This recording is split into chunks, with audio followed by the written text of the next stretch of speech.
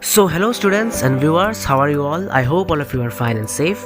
This is your Arindam sir and you are watching Revision Learning.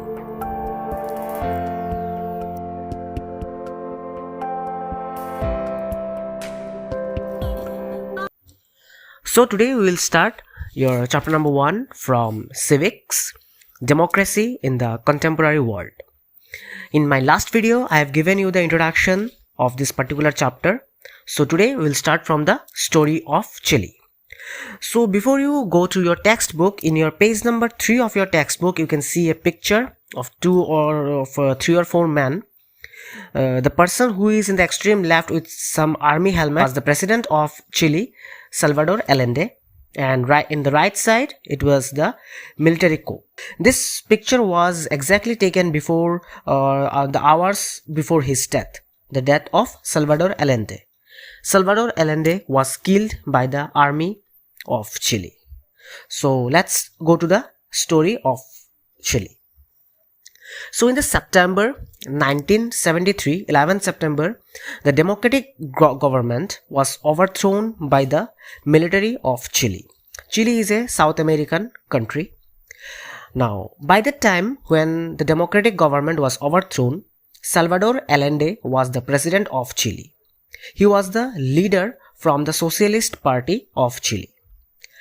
Being a president, Allende was always helpful towards, or he was always addicted towards the poor people and the workers, the peasants, the farmers. He adopted many policies to help those people, the workers of the, or the backward person or backward people of the society. Okay, he adopted many policies like educational system reform. He changed the educational system. He reformed it, particularly for those poor section of the society. He decided to give free milk to the children, then redistribution of land to the landless farmers and all. This type of policies he made, which was in the benefit of the poor. Okay, the poor were beneficial. But Allende was strictly and severely opposed by the rich people or the rich community of the society, especially by the zamindars, the landlords, and some other political parties from the opposition. They always opposed Salvador Allende as they thought that Allende was responsible, or Allende was only thinking for the poor people, but he was not even thinking for the rich section of the society. But it was not like this. Okay, Allende also did some other things, like he opposed foreign companies taking away the natural resources from the country of Chile, like the copper and all. He always opposed that foreign countries or foreign industries should not get the overall power in their hands. So he wanted that the president should have a power over those foreign countries so that they couldn't take the natural resources from the countries like copper and other natural resources.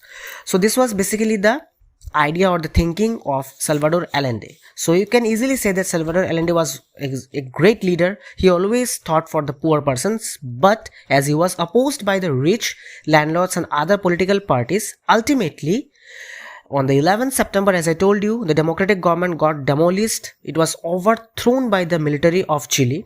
So ultimately, now we are going to the military coup of 1973. What's the military coup? On the particular day, the military or the army, which was led by General Augusto Pinochet, okay, we call it as Pinochet, General Augusto Pinochet, he was the army general. He was leading that military coup, and that particular coup attacked president's house and killed Salvador Allende.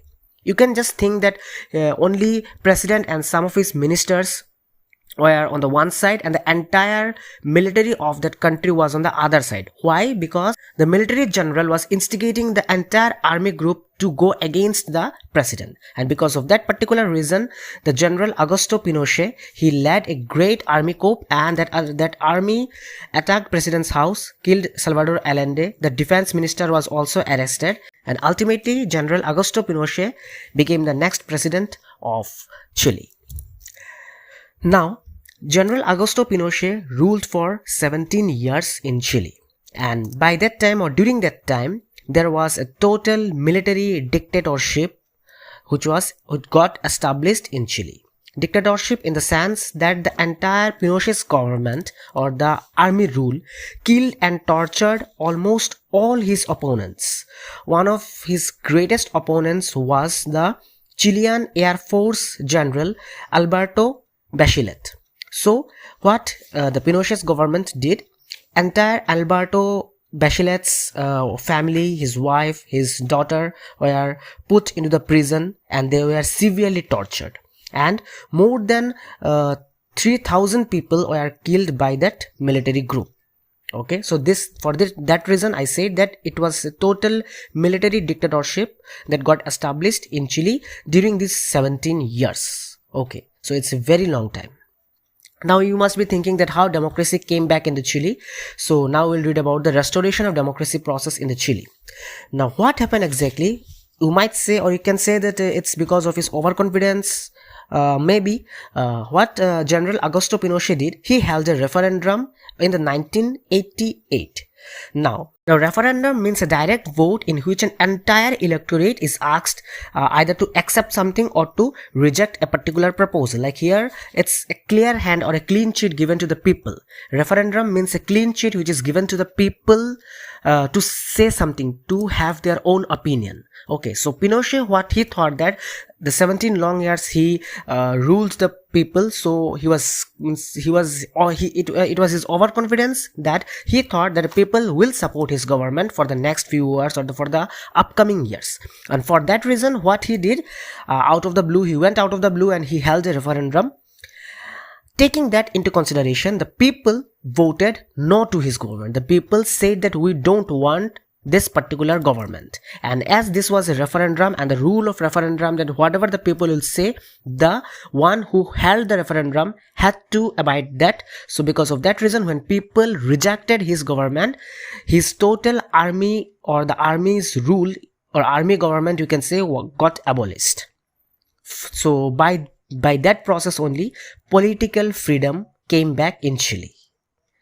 And political freedom means, you can say, democracy came back in Chile.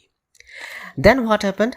You remember I said General Alberto Bachelet was the Chilean Air Force General. So I said his wife and his daughters were also put in the prison by the Pinochet government. So his daughter's name was Michelle Bachelet. And when the army's rule government or the army's government was abolished and the political freedom, the democracy came back in Chile, Michelle Bachelet was elected the president of Chile in January 2006. During that time, before that, several elections were held and several other leaders are also there. But ultimately in January 2006, Michelle Bachelet was elected as the president of Chile and she became the first woman to be a defense minister of Chile. So, like this, restoration of democracy or the democracy finally came back in Chile. So, I hope you have understood about the story of Chile. Now we will move to the story of Poland. Democracy in Poland or the story of Poland. So in 1980, Poland was basically ruled by a communist party. The name of the party was Polish United Workers' Party. Now what is a communist party means that communist party never allows any other party to raise their voice, to do any strike or to protest something. Communist party never allows it. Basically communist party never allows other political parties to function. Okay. And this particular government, that is the Communist Party government, it was controlled by the Soviet Union, that is USSR.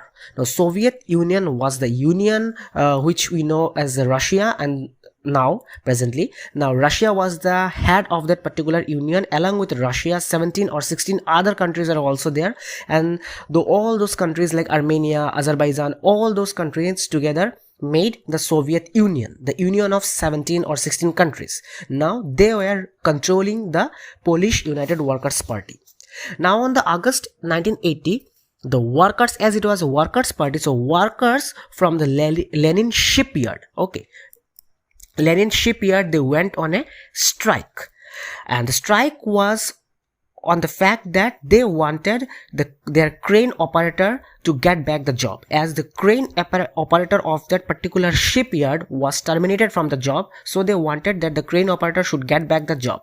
Then because of this reason, they held a strike, though it was not allowed, but still, as it was a workers union, but they never got any trade union or something. They never got like this. They never had any union. But this time they decided that as their crane operator was terminated from the job, so this time they had to make a strike. They had to do a strike just to bring that crane operator back to the job. They got energy, they got more power when a former electrician, Lech Walesa, joined the strike.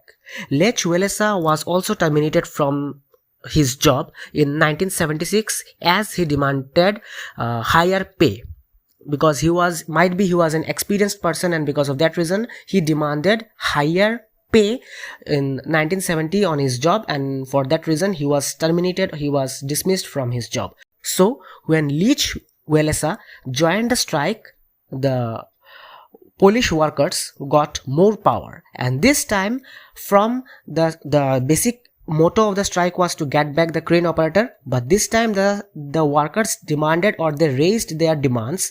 They said to the government that they want, now first of all, as they don't have any trade unions, so they want to form an independent trade union.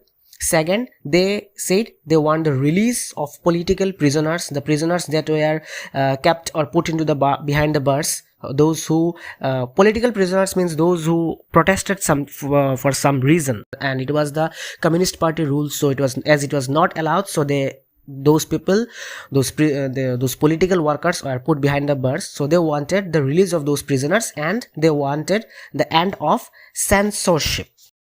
Now, censorship means the freedom of expression, which is taken away from the citizens. Freedom of expression, definitely being a communist party, the freedom of expression was taken away from the citizens. So they said that they wanted to end this censorship. They wanted to get back their freedom of expression. So these were the demands raised by the workers. And what was the outcome? Ultimately, that the workers, which was led by Lech Walesa, signed a 21-point agreement with the government, and a new trade union was formed that was named as Solidarity. But in the initial days, because of corruption and mismanagement, it didn't work well. And taking that into consideration, the government that is the Polish United Workers government, which was led by General Jaruzelski, he imposed martial law in December 1981. What is a martial law? Martial law means when the military authority take controls over everything. So as it was their rule, and they were the ruling party, so they declared a martial law where the military authority took the control over them, took the control in their hands, and the Solidarity members were put in the prison. But ultimately in 1988, Solidarity again organized some strikes, but this time the Poland government, or the Polish government, was a little bit weaker because of the decline in the economy, as the USSR that I told you earlier, that the Soviet Union, which was controlling them, which was supporting them, they stopped supporting them. Okay, and because of that reason they got a decline. There was a decline in the economy of the Polish government, and when the Solidarity again raised the strikes, this time they held some elections in Poland. Okay, so free elections are held in Poland, and Solidarity contested in 100 seats, out of which they own in the 99. They own 99 of them, and Lech Walesa ultimately became the president of Poland.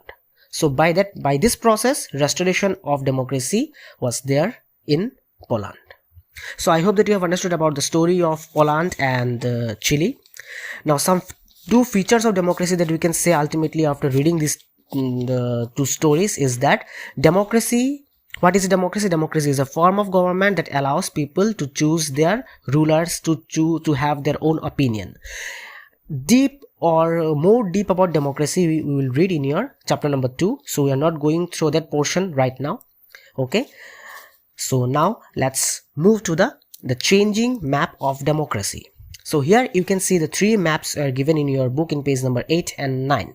Okay, so what these maps basically means, here in this map you can see that in the first map, so here basically in this picture, it is in the first picture, it is told that in the 1900, in the year 1900, only a few democratic countries were there in the entire world. But when it came to 1950, most of the Asian countries adopted democracy. Here in the first picture we can see that in initial days there was a very less democratic country, but ultimately by the time of during the time from 1900 to 1950, almost most of the countries, some of the countries from Asia, including India and Afghanistan, Pakistan and all neighboring countries, Sri Lanka and the other European countries, almost near about most of the countries, they got the democratic rights, they became democratic republic. Now the second picture, it is told that in 1975 more countries adopted democracy. Now if you compare the picture number 1 with picture number 2, you can easily see that more countries than from picture number 1 became a democratic republic in picture number 2, but some were overthrown. Some countries couldn't hold their democracy. We'll read about some examples afterwards. Now in the third picture you can easily see that in the 2000, when it came from 1975 to 2000, within these years almost half of the countries of the world, they became democratic republic. So these three pictures told about the changing of the maps of democracy within the course of time from 1900 to 2000. So I hope you have understood about this changing map of democracy. So students, if you like my explanation, then please like this video, share it to your friends, and don't forget to subscribe Revision Learning and press the bell icon so that you never miss any of our videos and updates. Please show your support, show your love in the comment section, help us to grow. Subscribe Revision Learning and take care of yourself, take care of your family members. So with this, I'm wrapping up today's session. I hope you have understood everything. If you have any doubts or queries, you can ask me in the comment section below. And keep studying, keep learning. We'll meet in our next video.